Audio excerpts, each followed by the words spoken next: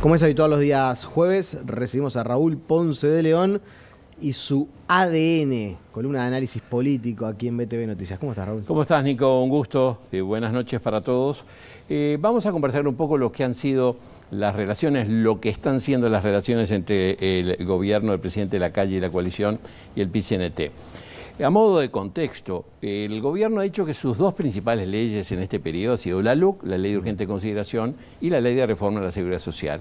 Para ubicarnos más o menos cuál ha sido la actitud respecto al tema, respecto a la LUC, hubo un referéndum, ¿no? Se juntaron 800.000 firmas, se militó en contra de esos 185 artículos, y ya vamos a llegar al resultado y cómo se fue generando toda esa oposición. Y la otra gran ley, la de la reforma de la seguridad social, está cuestionada hoy. Como es competencia exclusiva la seguridad social del Ejecutivo, no se puede ir por el camino del referéndum. Sí, plebiscito. Por el plebiscito, reformando la Constitución y poniéndole trabas a los contenidos del actual para, por la vía de la reforma constitucional, vayan cayendo.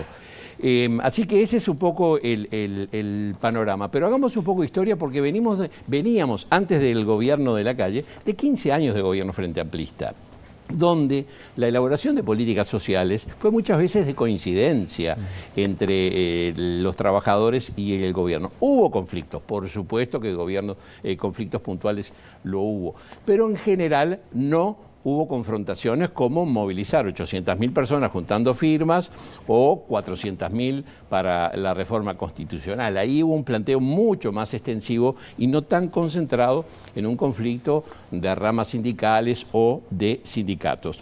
¿Por qué? Porque las nuevas generaciones que surgieron en el sindicalismo durante los gobiernos del Frente Amplio en general no perdieron conflictos. El no era una parte que fuera habitual, ¿no? Que a veces en la formación de los viejos sindicalistas, el tema de la frustración, a veces perder, a veces aflojar, negociar, buscar alternativas, hace que sea mucho más fácil la convivencia.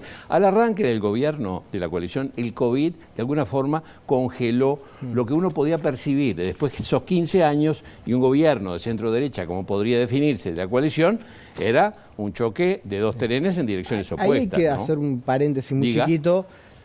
Es verdad también que el PIT-CNT, cuando se dio el COVID, firmó aquello de la rebaja, perder salario real.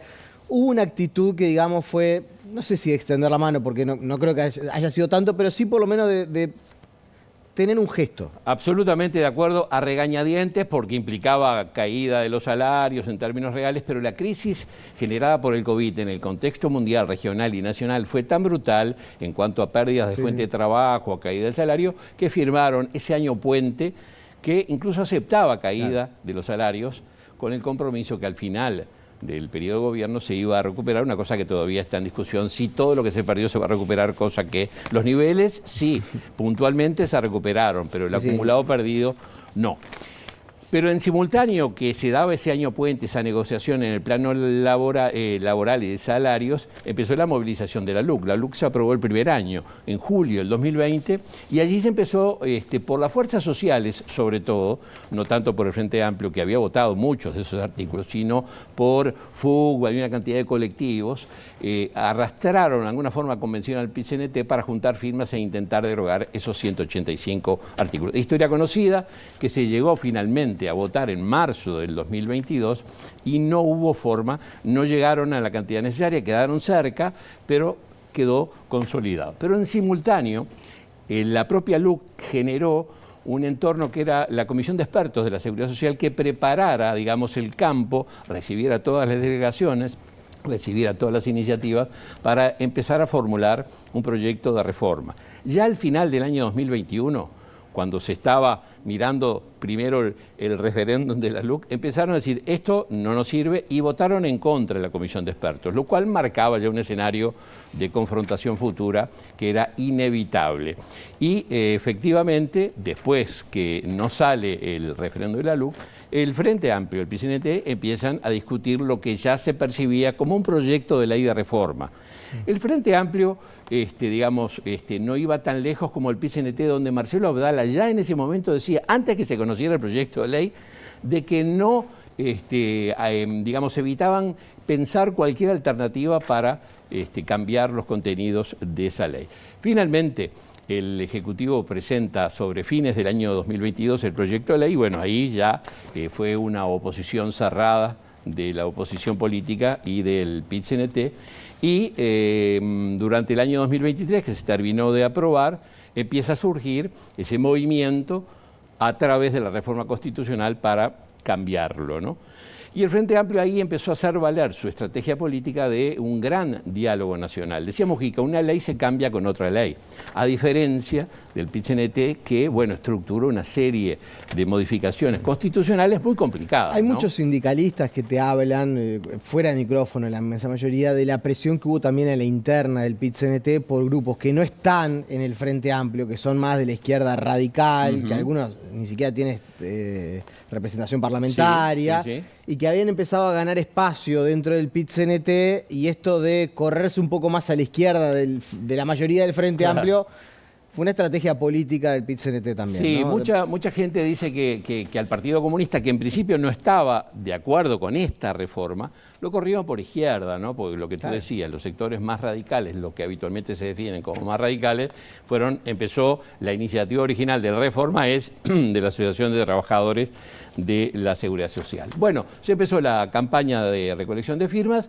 la mayoría del sistema político está en contra, toda la coalición más la mayoría del frente, incluso Carolina Cose se alineó también con la fórmula, quedó el Partido Comunista, el Partido Socialista, ya lo hemos hablado en infinidad de veces. ¿Qué va a pasar? Bueno, ahí depende la estructura de los partidos, si se ensobra o no se ensobra, porque la gente no tiene, y las encuestas han marcado, de que no tiene demasiado conocimiento sobre lo que está en discusión. Y aparte, ¿no? Raúl, hay un detalle que no es tan detalle. El día de la elección nos vamos a dar cuenta. Hay 2 plebiscitos. Y en uno, la coalición de gobierno dice ensobren si quieren votar a favor de allanamientos nocturnos. Y en otro, no al plebiscito. O sea, va a haber... La gente va a recibir el paquetito con el nylon con la amarilla adentro, ¿viste? Que es la boleta amarilla, que es la de los allanamientos nocturnos. Va a ser un factor importantísimo el tema del ensobrado. Hoy el secretario ejecutivo del PIT-CNT discutía un documento que le da teóricamente sustento a la reforma. No es un documento que venga desde el Cuesta Duarte, ya lo hemos hablado, porque el apoyo técnico no hay acuerdo. Hay algunos economistas que son los que asesoran al PIT-CNT en este caso, que están por fuera del Cuesta Duarte, y serían los que argumenten a favor. Hoy el Observador hacía un adelanto de este documento y es muy polémico, sin duda. Hay muchos que dicen, bueno, estamos vendiendo, como se decía en la época menemista, ¿te acordás? Vendiendo las joyas de la abuela.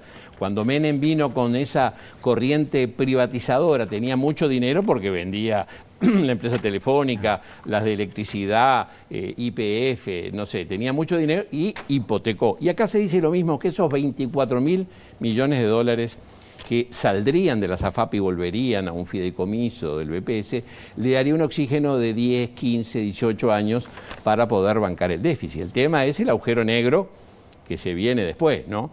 Habrá que ver ese documento, darle un poco más, a ver hacia dónde. Aparte habla de erradicar la pobreza infantil, que es un fin loable, pero que no te hace... Tiene una jugada a 3 bandas de si vos erradicás la pobreza infantil, mejorás la educación, más mano de obra, más aportando.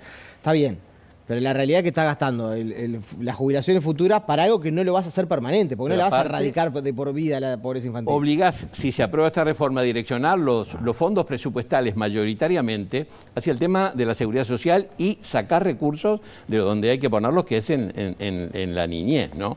Pero en definitiva, si uno mira estructuralmente, como que la relación del gobierno con el Frente Amplio son como 2 líneas paralelas, pero a diferencia de lo que uno supone cuando era chico y lo estudiaba, que se unen en el infinito, acá parece que no hay conciliación posible en ninguno de estos términos, ¿no? Y entonces, bueno, habrá que ver el 27 de octubre cuáles son los caminos que se plantean. La última, simplemente porque lo dije en la radio, es cómo el PIT-CNT también ha aprovechado esto de la campaña electoral. Yo le digo el carnaval de los pedidos.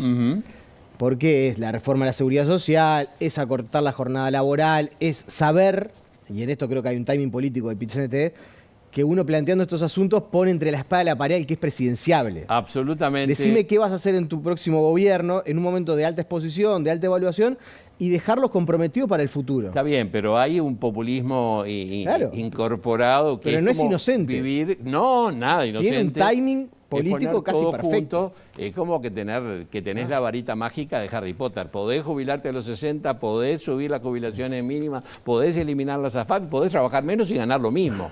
Parece difícil, ¿no? Pero bueno, habrá que esperar. Muchas gracias, Raúl.